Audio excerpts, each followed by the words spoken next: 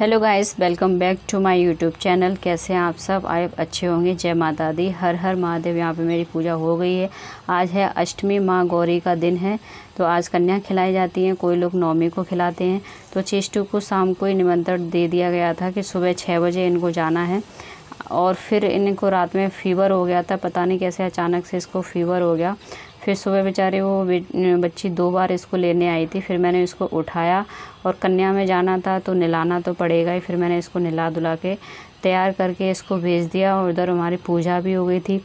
उसके बाद छोटे बच्चों के साथ ऐसा होता है कि जितनी जल्दी माँ उठती है ना, उतनी जल्दी बच्चा उठ जाता है। इधर मैं जल्दी उठ गई थी, तो उसके बाद फिर वेदांश भी उठ गया था और यहाँ पे 10:30 बज चुके थे।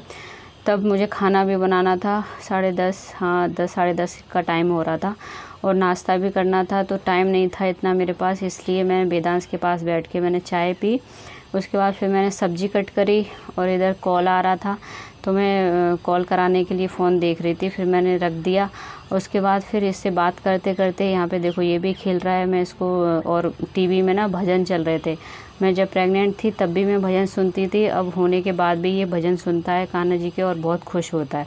तो मैं इससे बातें करते करते अपना काम कर रही हूँ। एक माँ चाहे तो हर कुछ कर सकती है। मैं अकेली सिंगल मदर हूँ। सिंगल मदर दोनों बच्चों को अकेले संभालती हूँ, घर को भी संभालती हूँ और हस्बैंड की ड्यूटी, खाना पीना सब कुछ अकेले मैनेज करती हूँ। तो एक माँ चाहे तो वो कुछ भी कर सकती है। आप बस अंदर से पॉजिटिव रहना चाहिए हमें। उसके बाद ये उठ गया था, तो फिर मैं काम नहीं कर पा रही थी, तो मैंने सोचा कि पहले मैं इसकी मालिश कर देती हूँ। और रोने भी लगा था, तो पहले मैं इसको गोद में लेके इसको चुप कर रही थी कि थोड़ा सा शांत हो जाए, उसके बाद मैं इसके मालिश करूँ, क्योंकि रोते हुए बच्चे की मालिश नहीं कर सकते। और अगर कितना भी बच्चा रो रहा हो तो उसके आप पैरों पे अगर हल्के हल्के हाथों से मालिश करोगे ना, तो वो एकदम खिलने लगता है और उससे आप बात करते रहोगे। तो फिर मैंने जल्दी जल्दी उसके बातों में लगा के फटाफट से उसके कपड़े निकाले, मालिश करी। और अगर बीच में थोड़ा सा रो रहा था तो मैं इसके पैरों पे मालिश कर देती। इधर चेष्टू कन्या खा के आ गई है, तो खुश हो रही थी कि माँ देखो मुझे इतनी सारी चीज़ मिली है वहाँ से आने के बाद। तो इसको मैंने दवा खिला के भेजा था और इधर देखो क्या बोल रही है। अच्छा, प्रभु से बोल रही हूँ मैं कन्या खाने गई थी। तो इधर चेष्टू शंभू से बोल रही थी कि प्रभु मैं कन्या खाने गई थी, आपको मेरी याद आ रही थी क्या?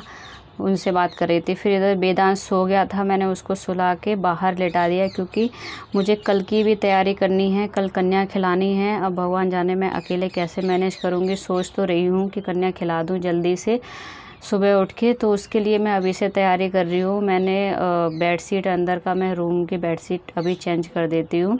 तो मैं अंदर की बेडशीट निकाल रही थी, क्योंकि वो उठ जाएगा। वो ज़्यादा देर नहीं सोता है, वो 2 घंटे सोता है। 2 घंटे में ही मुझे सारा काम समेटना पड़ता है।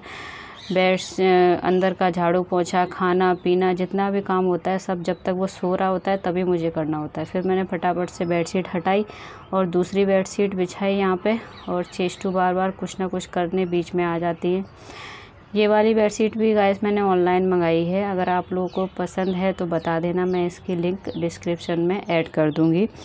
मैं बेडशीट पे ना ऐसे चारों कोने पे गांठ लगा के उसको अच्छे से टक कर देती हूँ, तो वो बार बार निकलती नहीं है, ख़राब नहीं होती है। बच्चे चाहे कितना भी कूदते रहे, वो फिर भी इतनी जल्दी ख़राब नहीं होती। बार बार उसको सही करने का झंझट ही ख़त्म हो जाता है। इधर मेरा रूम सेट हो गया है, अंदर वाला अभी बाहर पूरा बिखरा पड़ा है।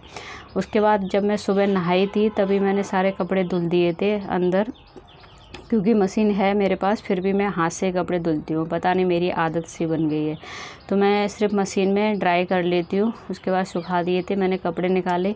और अभी जो बेडशीट वगैरह जो निकालूंगी ना, वो सारे मैं मशीन में डाल दूँगी, क्योंकि बेडशीट वगैरह को धुलने में टाइम लगता है, तो उसको मैं मशीन में डाल देती हूँ। और छोटे मोटे कपड़े जो डेली के होते हैं और वेदांश के होते हैं, मेरे, चेष्टू के, पिया के, सारे कपड़े मैं हाथ से ही धुल देती हूँ जब मैं नहाती हूँ। और बच्चे के तो कितने ज़्यादा कपड़े हो जाते हैं, उसके तो पूरे दिन में मैं 3-4 बार कपड़े धुल ही देती हूँ। फिर कपड़े डाल के उसके बाद फटाफट से मैं किचन में आई हूँ। सब्जी मैंने तभी कट करके रख दी थी, आलू सिर्फ कट कर पाए थे। उसके बाद वेदांश रोने लग गया था, फिर मैंने टमाटर भी कट किए। और अभी नवरात्रि चल रहे हैं तो हम लोग लहसुन प्याज कुछ भी नहीं खाते हैं, बिना लहसुन प्याज की सब्ज़ी बनती है। यहाँ पे किचन बिखरी पड़ी थी तो मैंने किचन को सही किया और आलू कट गए थे तो टमाटर काटे और हरी मिर्च काटी। उसके बाद आज मुझे आलू मटर की सब्ज़ी बनानी है। जो भी सब्ज़ी बनानी होती है मैं पहले से तैयारी करके रख लेती हूँ। जब वो सो रहा होता है तो मटर वगैरह जो होती है ना वो मैं छील के ऐसे जो डब्बे होते हैं बॉक्स में इसमें भर के रख देती हूँ। जैसे मटर हो गया, बीन्स हो गया, जो भी ऐसी सब्ज़ी होती है उन्हें मैं ऐसे फ्रिज में स्टोर करके रख देती हूँ, जिससे जब हम लेट हो रहे होते हैं या फिर खाना बनाने में तो जल्दी से हो जाता है, वो छीलनी नहीं पड़ती। तो इधर मैं टमाटर आलू की सब्ज़ी बना रही हूँ। मसाले को पहले मैं गर्म पानी में मैंने कटोरी में भिगो के रख लिए हैं। जीरा और हींग डाल के बस मसाला डाल दिया। मसाला भुनने के बाद फिर टमाटर अच्छे से भुन जाएंगे। फिर उसके बाद हम इसमें आलू और मटर ऐड कर देंगे। और इधर देखो, जब तक मेरा काम कंप्लीट हो नहीं पाया उससे पहले वेदांश उठ गया है। अभी मेरी सब्जी नहीं छुप पाई है तब से पहले, उसके बाद वो उठ गया है तुरंत। अब थोड़ी देर बाद मैंने आटा लगा के रख दिया और ये देखो ये उठ गया। मेरा काम ख़त्म होता है ना वैसे ये तुरंत उठ जाता है। इधर चेस्ट आ गई। ये अंदर वाला सेट ये पूरा हो गया। अभी मुझे ये वाला बेड साफ़ करना है, ये सामने वाला करना है। पहले मैं इसको नहला लेती हूँ। मेरा अधूरा काम भी रह गया था और वेदांश भी ना आया था, नहीं नहाया और अचानक से पिया आगे बोले चलो इसको वैक्सीन लगवानी है, क्योंकि आज सैटरडे है। वैसे ही ऑलरेडी इसका 2 हफ्ते वैक्सीन लेट हो गया है, 10 वीक वाला। तो आप सोचो इतना सारा काम पड़ा है और बीच में ही सब कुछ छोड़ छाड़ के मैं फटाफट से इसको नहलाया और मतलब बहुत रो रहा था। नहलाने के बाद तैयार किया, मैं भी रेडी हुई और 5 मिनट में ही हम लोग पहुंच गए हॉस्पिटल। उसके बाद इसको वैक्सीन लगवाई। वहाँ पे भीड़ हो रही थी तो मैंने वहीं पे थोड़ा सा टाइम निकाल के इसको फीड करा दिया, क्योंकि वैक्सीन के बाद फिर बच्चों को फीड नहीं दे सकते।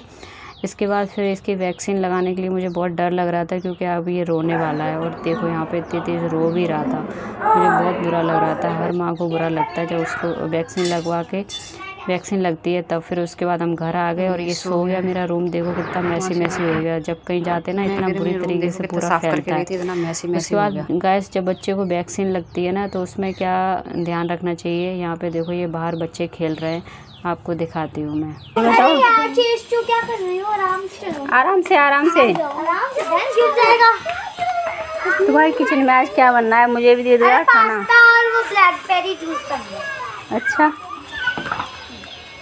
आधे बच्चे मार्केट भेज दिए, आधे पढ़ाई कर रहे हैं, आधे कुछ कर रहे हैं। कितने बच्चे हैं? चेस्टू को मैं इन बच्चों के साथ ही छोड़ गई थी। आके मैंने फटाफट से खाना बनाया, फिर पिया को खाना दिया, मैंने खाया।